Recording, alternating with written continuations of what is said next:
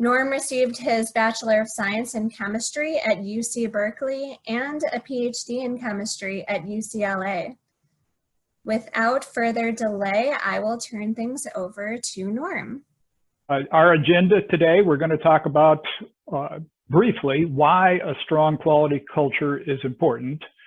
And I think most people that are listening probably already know the reason for that.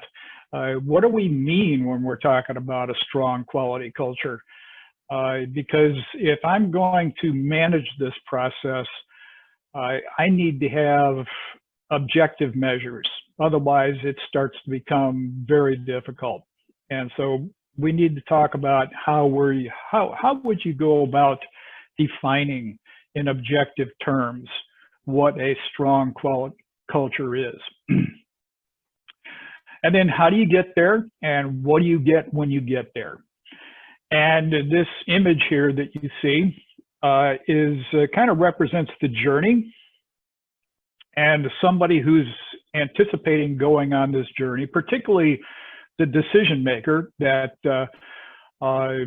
has a lot of responsibility and needs to be very sure when they make a commitment that they're doing the right thing. And here we see a bridge that looks like it might be going to a really exciting adventure, but is that bridge strong enough to carry us? And that's the question that we have to answer.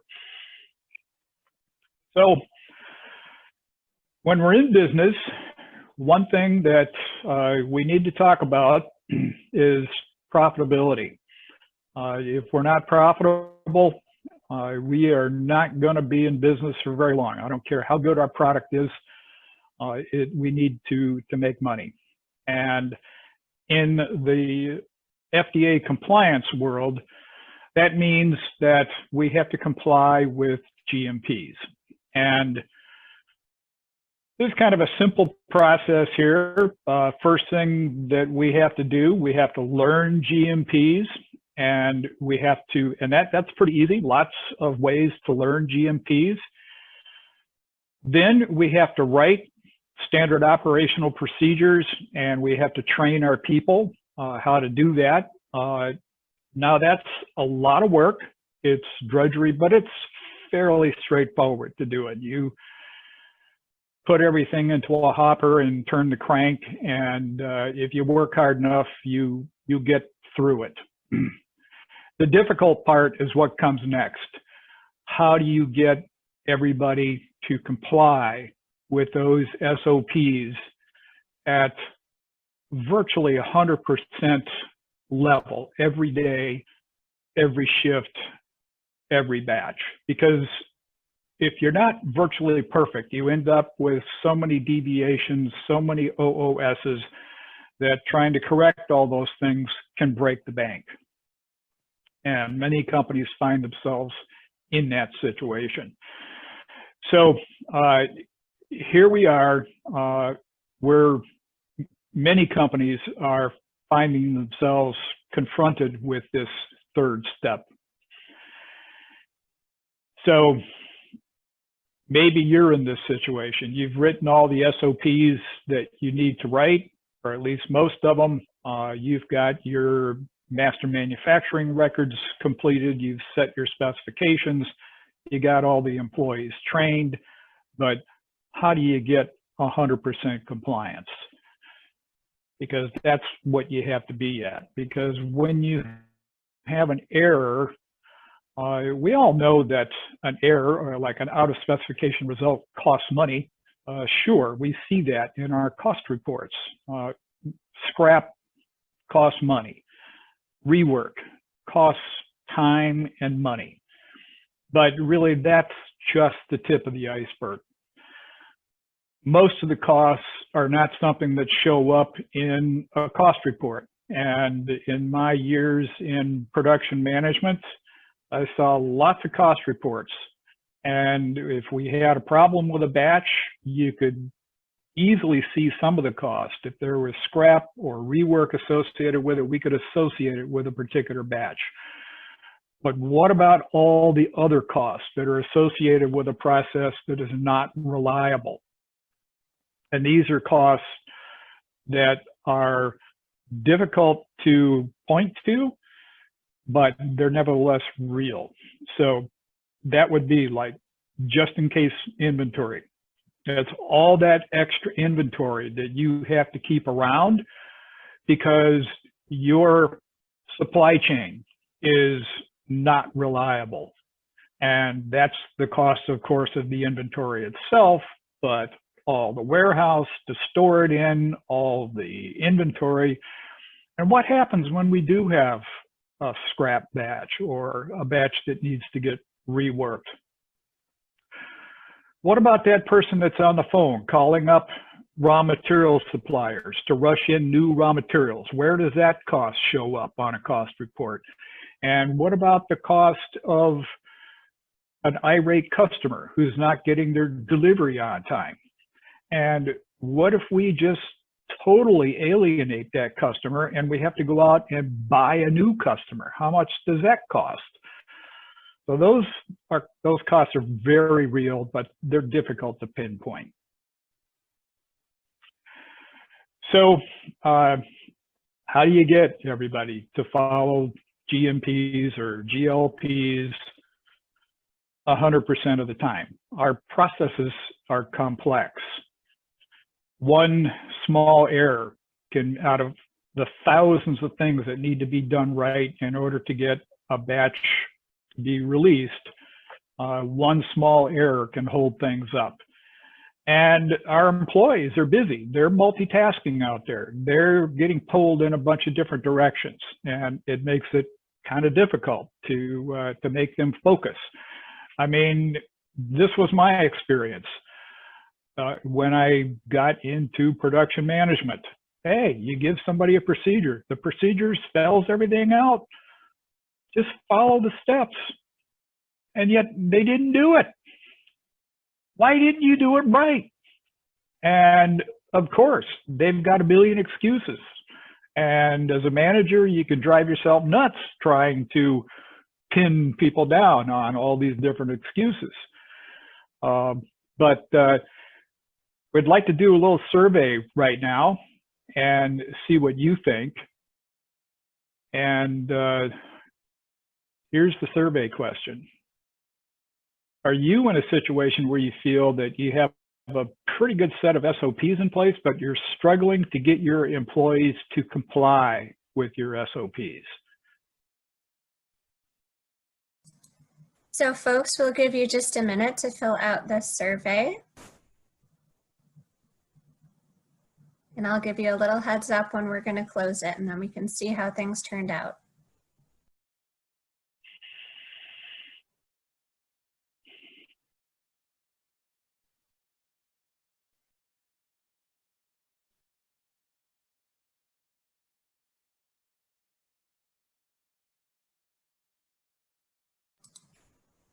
Okay, we'll give another 10 seconds here.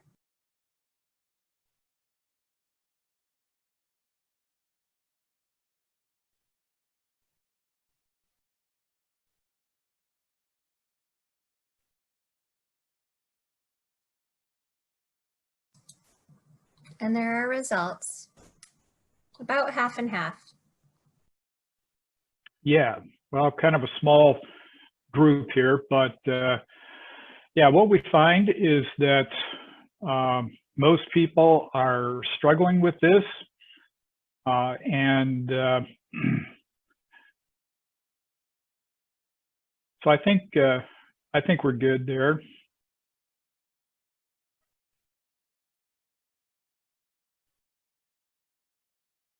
Oops. So one thing that contributes to this situation, shall we stop sharing the results? It should be stopped. I'll try again here.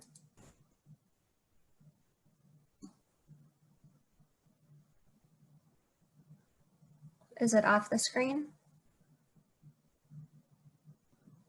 It's still on mine. Participants, can you type in the chat and let me know if you still see it or not?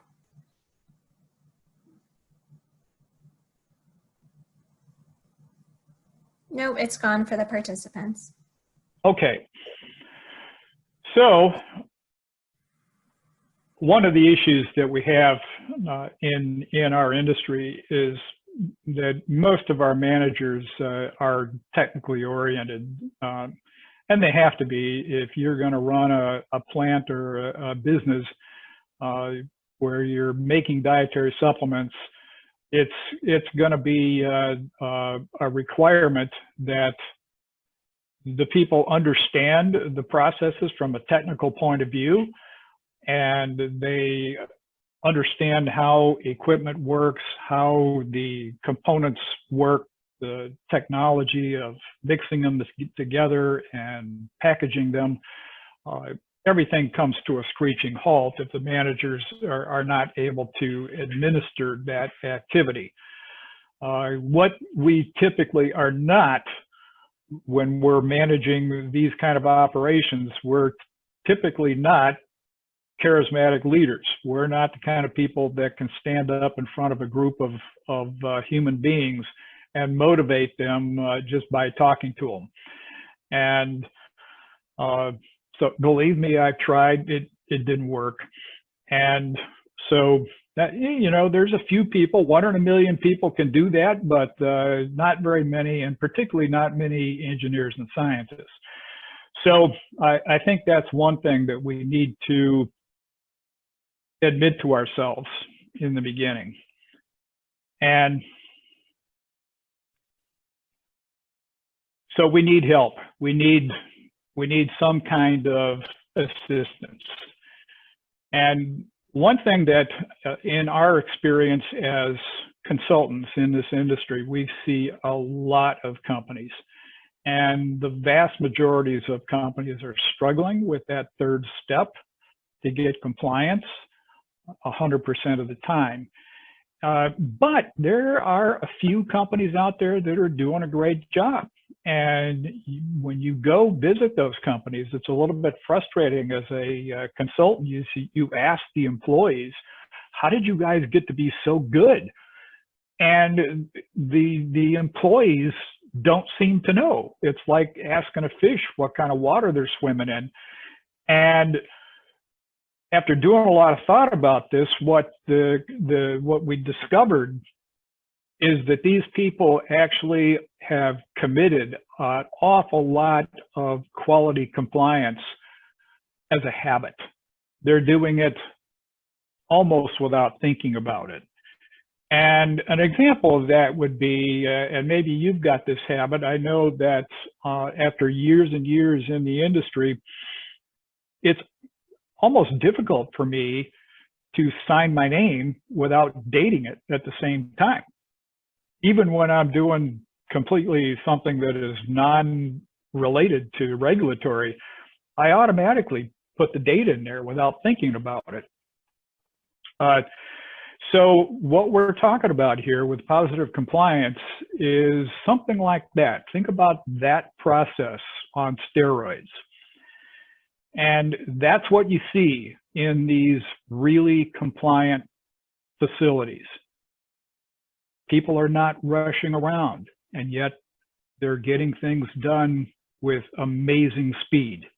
How do they do that? What they have is they have a strong quality culture.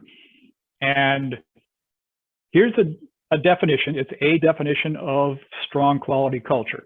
And well, what it literally says, this comes from one of the quality gurus, Duran. It's in his quality handbook, a culture throughout the organization that continually views quality as a primary goal. It's the pattern, the emotional scenery of human habits, beliefs, commitments, awareness, and behavior concerning quality. Okay, I look at that, and I'll tell you what, as a manager, I'm struggling with that. I don't know what to do with it. If I'm going to manage something, I need objectives, I need measurements. And I really don't have any way to measure employee beliefs, commitments, awareness. Maybe I can measure awareness, I can give them a test, but that really doesn't tell me how aware they are when they're actually have their hands on the work. So from an operational viewpoint, this definition doesn't really do me much good. So what we've done is we've converted this into an operational definition. And that definition includes behaviors and habits. Now, behaviors, that's something I can measure. And if I can measure it, I can improve it. And behaviors, if it's repeated enough, tells you that it's become a habit. So through measurement of behaviors, I can measure habits.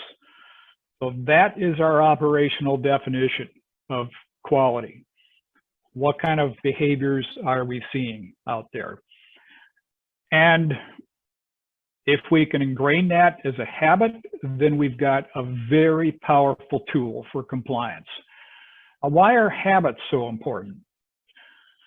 Well, it turns out that habits are great because what happens when you internalize a habit is you move that activity from the conscious part of the brain to the unconscious. Now, here we have an image of somebody that bites their fingernails. And I'd be willing to bet that at least half the time this person is biting their fingernails, they're not even aware that they're doing it. And it turns out that according to a renowned psychologist, 40% of the time, we're not even aware of, we're not thinking about what we're doing. And it turns out that willpower or attention is a limited resource. You can only focus your attention on a limited number of things for a limited amount of time. And when we dump all kinds of things onto employees, that attention gets expended very quickly. And what happens in that situation is they fall back on habits. So if you've instituted a change in a procedure, you're you've trained them on the new procedure. They're out there doing the new procedure, but the minute that stress enters the situation, they fall back on their old habits. And then we have errors creeping into the process. How do you fight that? What do you do about that? And the answer to that question is new habits. And there's kind of a common knowledge that culture is what determines our habits, but in fact, it turns out that habits can determine culture. So if you think about wearing seatbelts, for instance, in the past, we did not have a culture of wearing seatbelts in this country. Now we do. And how did we make that transition? Well, it happened because basically of repetition over and over again. And enforcement was involved in that, but mostly it's just repetition. And we get to the point where, I don't know about you, but if I get in the car, oftentimes I'm not even aware that I've buckled the seatbelt. But I do know one thing: if I turn that ignition on, at least for me, if I'm not buckled in, something makes me feel uncomfortable, and then I do it.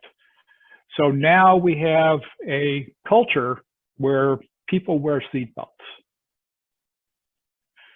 Now, how do we make that transition? It took decades for seatbelts, and we don't have decades.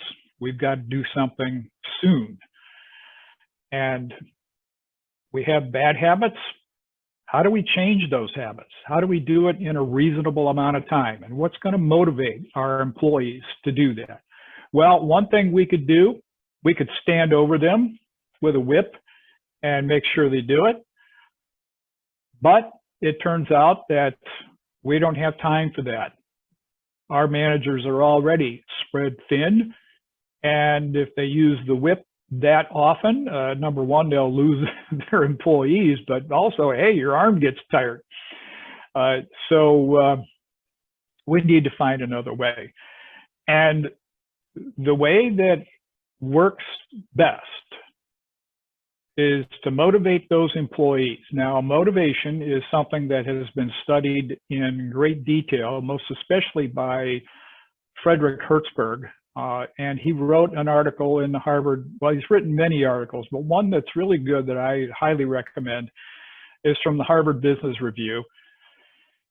And what he writes, his research, which is extensive, has found 6 motivators: achievement, recognition, the work itself, responsibility, advancement, and growth. What is it that's motivating this employee to work late at night? And what you'll find 99% of the time is one or more of these 6 motivators here. Now, one thing that you see that's missing from this list, conspicuously missing, is money. And the reason for that is that Hertzberg, in his definition, does not count money as a motivator. Now, why is that? I mean, we know that money is important.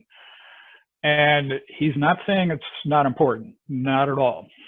But what he's saying is it doesn't fit his definition of a motivator.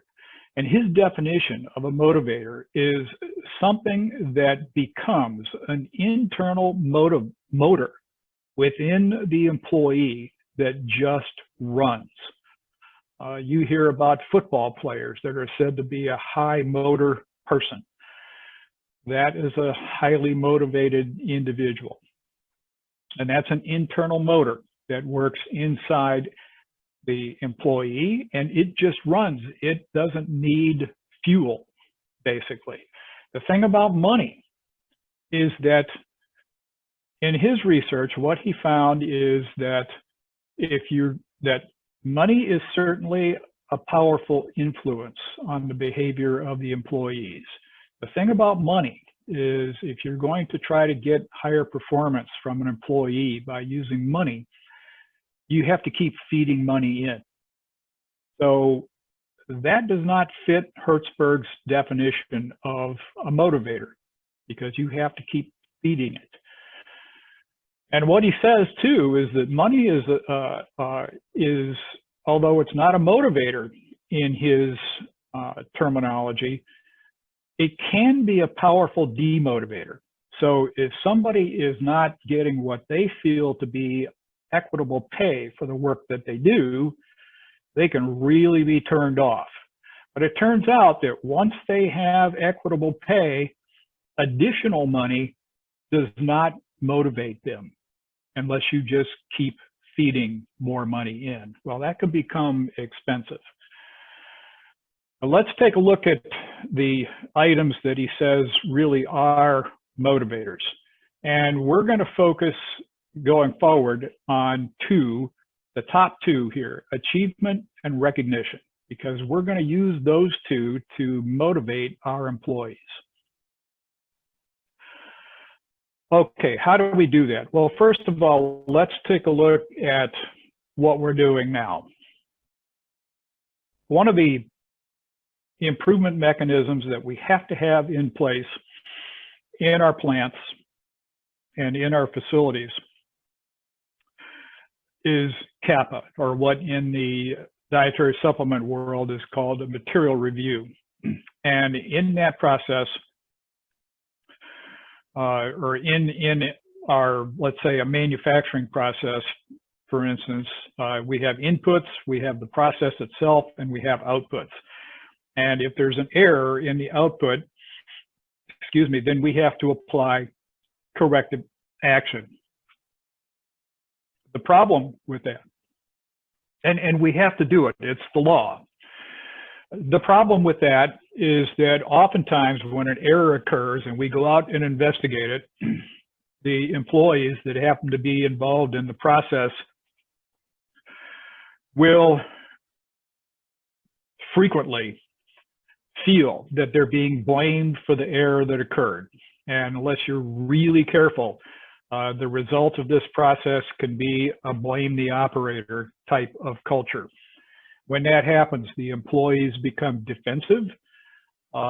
They tend not to want to talk, and you lose the best source of information about how to improve your process. And that actually demotivates the employees. So this is what exists in most companies. With positive compliance, we add something else. Now, the existing CAPA process or material review process does not go away. We have to do it by law, and you want to do it anyway if an error creeps into the system. But with positive compliance, we involve the employees in making positive changes in the inputs to the process that they have control over, and therefore they feel ownership of that.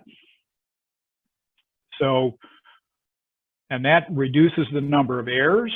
They know what's going on at the ground level in a completely different way than the managers do. So, and reducing errors, of course, saves money. So how do we do that? Positive compliance is the way the process works is there's basically two parts to it. The first part is installation of the process. And in this part, the managers are initially trained on the process, and then we train the employees with, and the more the managers are able to participate in that training of the employees so that they are viewed as experts, the better off everybody is. So the administrative parts of the program are set up, and then that's followed by an implementation period that is where the site or the organization receives coaching until everything is running smoothly. So basically two parts there. And positive compliance, we're not going to get into a lot of details on this right now, but it's made up of basically 5 interlocking parts. As you can see here, and they're all equal, they're all important, and the 5 of them work together to make the process work. Management support is critical, and when I say management support, I don't mean management digging in on an everyday basis to handle details in the process. No, what I mean is, and I'll talk about what management support is, and management has to delegate objectives to teams of employees who set up goals to improve the operation within the framework of the company rules. So we have to recognize we are a FDA regulated facility. We don't change anything without going through change control. So the employees have a very specific set of rules that they need to follow if they're going to change things.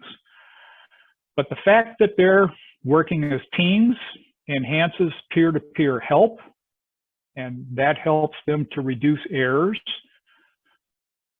Measurement is a key part of this. We measure our progress as we go forward on a team basis, and that measurement is posted so that everybody can see what's going on. The improvement in the process that is posted is an indication of the achievement that the team is making. And if you remember, one of the prime motivators from Hertzberg is achievement. When people can see positive results from the work they do, they become motivated. And then the other motivator that we talked about from Hertzberg's list is recognition. And this is part of management support. When a team achieves its goal and is successful, management recognizes the achievement of the team. And it turns out that is a very, very powerful motivator. You'd be amazed at what people will do for simple recognition. So the goal, 100% quality work, 100% of the time, rather than correction of errors. Although, like I said, we still, if an error comes in, we still have to correct it, but we're focusing more on doing something positive to prevent those errors from occurring.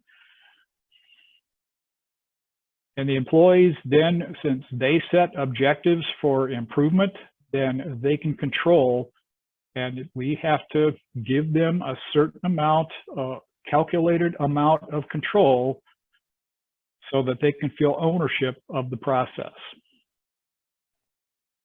The outcome of this is that desired behaviors are increased through positive reinforcement and repetition. They become a habit and therefore a part of the culture, and undesirable behaviors are crowded out.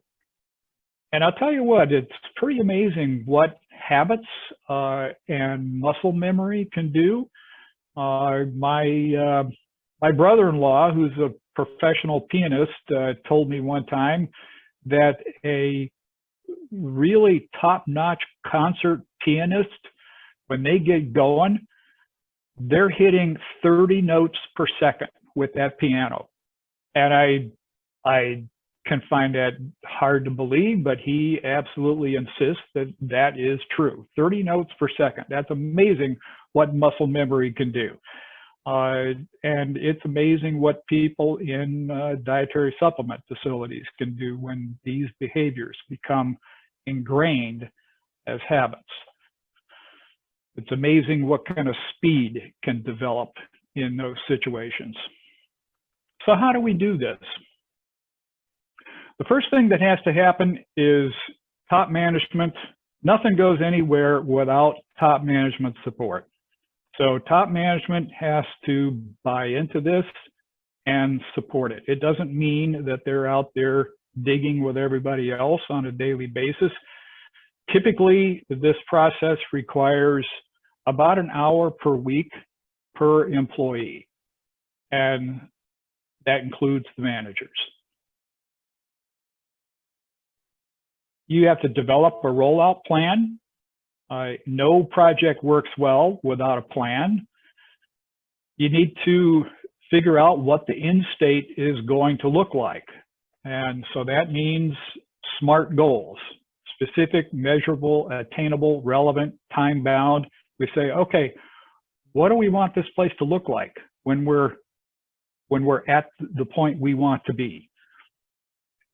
And then management has to sell that end state to the employees.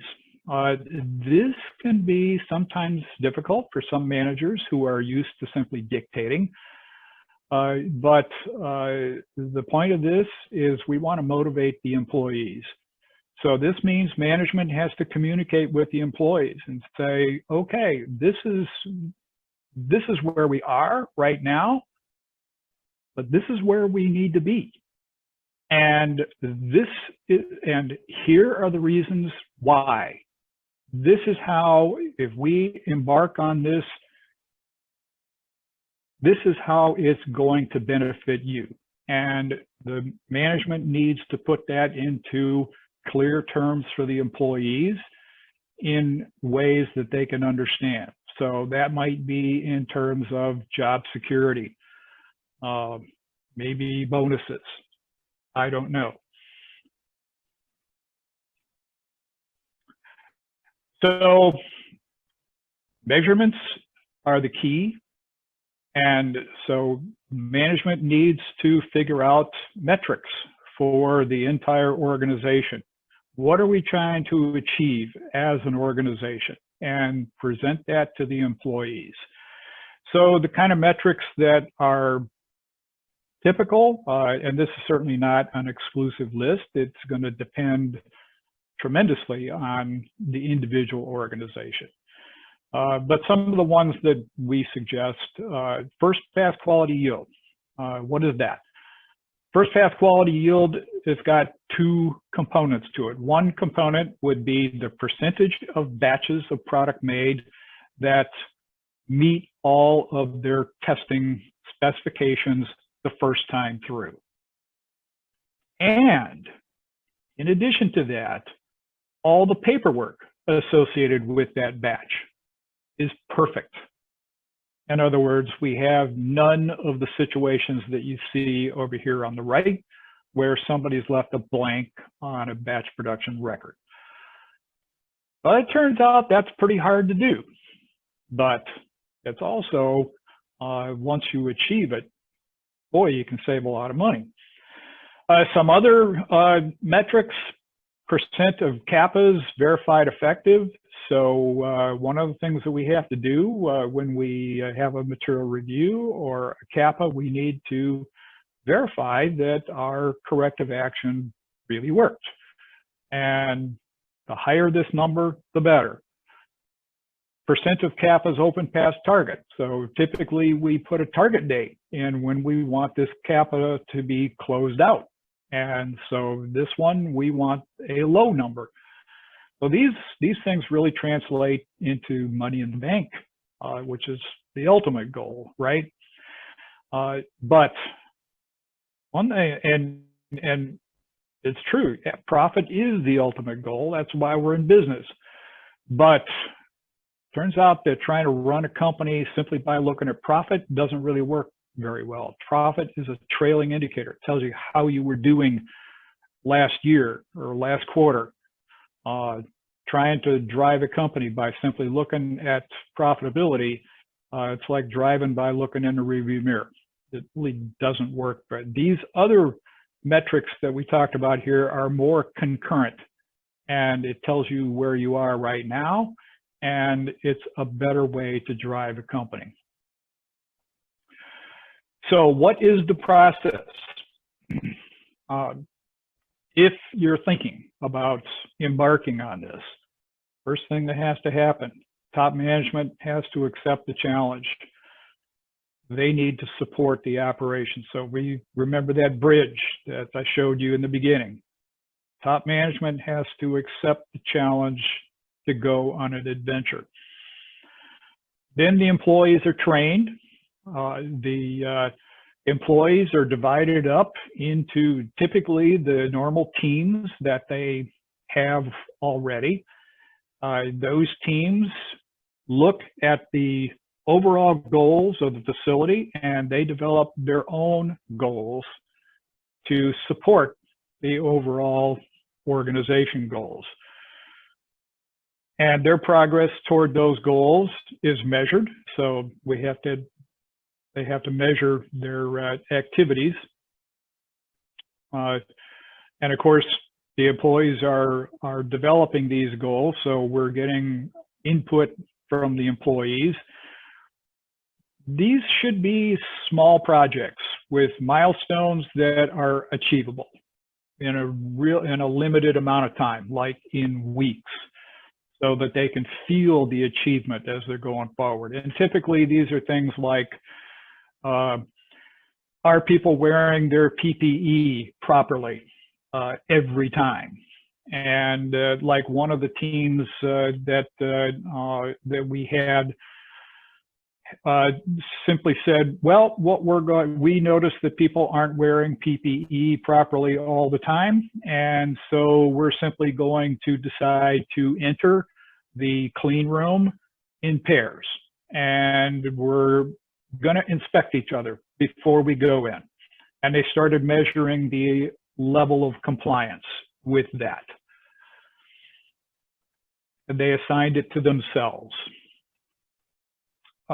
And they said, once we get 95% compliance with that for several weeks in a row, then we will consider that to be a success. And then at that point, the key thing here, this is where management support is important. Management celebrates success with the employees. And this could be something as simple as management serving a free pizza lunch to this team and being with them when they celebrate. Once they achieve one, rinse and repeat, and you keep doing that until the overall site reaches its goals. So who would be an ideal candidate for this? So one thing we say, your basic quality system needs to be in place. You need to have most of your procedures done, the employees trained, but you feel that you're struggling getting people to high compliance with that. Managers have to be able to delegate a certain amount of control to employees, and some managers can do that. Some managers struggle with that. Typically, a site that does this, or an organization that does it, has got more than 20 employees. Not necessarily true, but typically that, because these problems don't usually show up that much in rather small operations. In a small operation, a top-down management approach can be effective to a certain extent. The problem comes with growth, and a lot of managers do fine until they get into double-digit number of employees, and at that point, a lot of managers have reached their Peter level and are not capable of going beyond that. They need help. Critical thing, management support. And what we say, this is not a get-rich-quick scheme. It takes time, and that needs to be recognized up front. So again, it's not a get-rich-quick scheme. Critical thing really is top management. Top management, there's a lot of managers that have the ability to juggle an amazing number of details, and that works fine as long as the organization is small. But at a certain point, when the organization grows, the managers can drive themselves to drink, handling all the different details if they cannot figure out how to delegate to their employees. And it's not hard to understand why that is a struggle. Imagine yourself in this situation here. You're the manager. You have a precious employee, and you have to have this employee, in order for you and the employee to do their job, you have to let go. If you don't let go, the child is never going to be able to ride the bike by themselves. And so this is the struggle.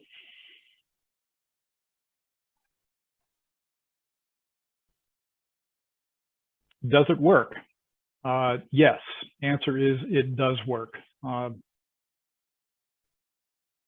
We talked about perfect batch record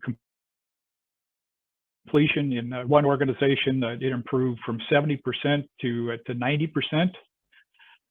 In the third year, or in another organization, the first pass quality yield was improved. The number of errors was dropped by 50%. So the answer is yes.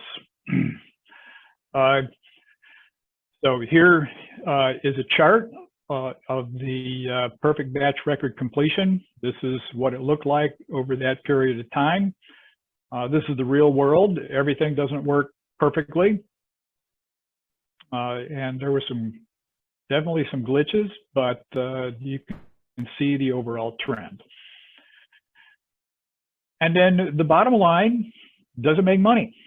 And the answer is yes, it does. Here is a cumulative cash flow, rough numbers, but inclusive of all costs. It's fully loaded, including the employee's time that was put in. As you can see, it starts out negative because there was an installation cost associated with this. And in the first year, the employee time and total fully loaded benefits meant that this was a fairly large organization. There was, now this was not out-of-pocket cash. This was in employee hours that were spent on it. It was negative, but by the middle of the second year, it was back up to break even. And then after that, positive savings that kept on growing. So it was clearly a financial benefit, but again, not a get-rich-quick scheme. So what are the results? Costs are reduced. Of course, compliance risk is greatly reduced, and that's a cost or a profitability benefit that's almost incalculable. The other thing that it does, it builds leadership at all levels in the organization. Managers learn how to delegate better. The employees take on more peer-to-peer leadership and ownership of the organization. It's amazing how it works. So managers get better, the employees get better too. And this is something that I discovered. The power of recognition, I think, is highly under-recognized in business. This is what happened to me. When I was a plant manager, I was home on a Sunday one time, watching a football game. I get a call from the front gate. Hey, Norm, there's something funny going on here. We got employees that are coming up to the sign at the front gate and they're taking pictures. And I said, well, I don't know, Joe. I agree that's odd, but I don't know that there's any rule against that. He says, well, I don't think so either, but I thought I'd tell you because it's the third one today.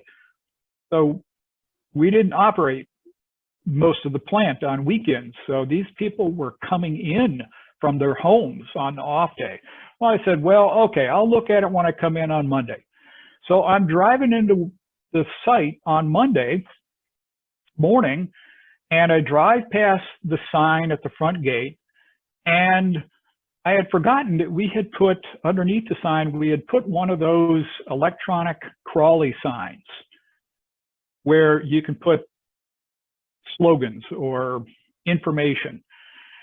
And one of our teams had chosen as their recognition award that they would have their names on the crawly sign at the front gate, come crawling across. And what they had done is they had come in on their off day with their families. They would stand in front of the sign and wait till their name came crawling across there and take selfies. I couldn't believe it. It was that important to them. So this, of course, costs nothing to do, but it's amazing what people will do for that kind of recognition. So positive compliance allows good administrative managers to achieve great results, even though they're not charismatic leaders. We call it charisma in a can. And that's what I've got today, and I'd like to know what questions you might have. So as a reminder for everyone, if you have a question or comment, please type it in the chat and we'll allow a minute here for you to do that.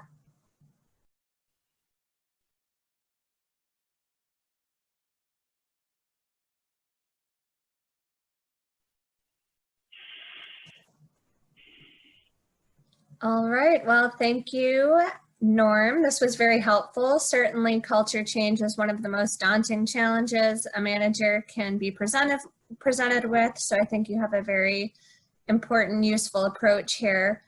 And thank you to everyone for attending this presentation on creating a strong quality culture using positive compliance. If you have any further questions about positive compliance that maybe come up later or that you don't care to share here and how it might be able to help your company, please do send me an email at wood@nsf.org. That's WOOD@nsf.org. And it's up there for you as well. And I will be happy to set up an exploratory call for you with Norm. Finally, don't forget to look for that course survey coming to you soon. And we definitely appreciate your participation today and hope to connect with you later this week at our remaining trainings. Thank you again, everyone.